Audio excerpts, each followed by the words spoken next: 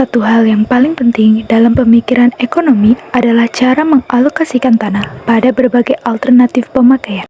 Untuk menganalisis pemanfaatan tanah, dapat menggunakan teori sewa tanah atau sewa lahan.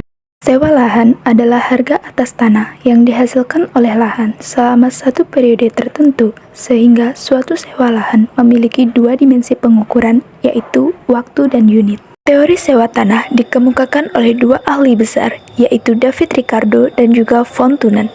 Menurut David Ricardo, sewa tanah dapat dilihat dengan mempertimbangkan faktor kesuburan lahan. Makin rendah tingkat kesuburan, maka makin tinggi pula biaya-biaya untuk mengolah tanah, dan dengan sendirinya keuntungan per hektar tanah semakin kecil.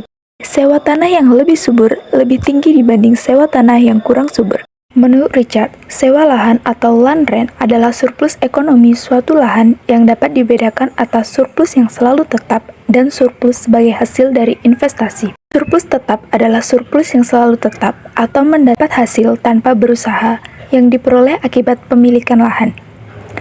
Sedangkan surplus sebagai hasil dari investasi, dalam pengertian ini, lahan dipandang sebagai faktor produksi. Teori sewa tanah menurut von Thunen. Teori sewa tanah yang diungkapkan oleh von Thunen hanya menambahkan kekurangan teori sewa tanah dari David Ricardo, yaitu mengenai jarak tanah dan pasar. Ada beberapa hal yang mempengaruhi sewa tanah. Yang pertama, kualitas tanah yang disebabkan oleh kesuburan tanah, pengairan, adanya fasilitas listrik, jalan, dan sarana lainnya. Yang kedua, letaknya strategis untuk perusahaan atau industri.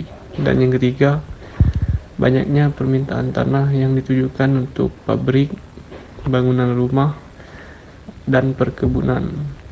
Dari kedua model di atas dapat disimpulkan bahwa model Ricardo lebih menerangkan tentang adanya perbedaan sewa lahan karena perbedaan tingkat kesuburan.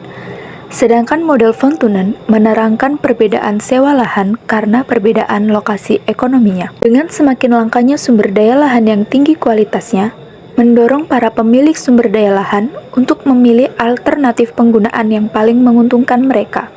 Demikian penjelasan dari kelompok kami mengenai teori sewa lahan.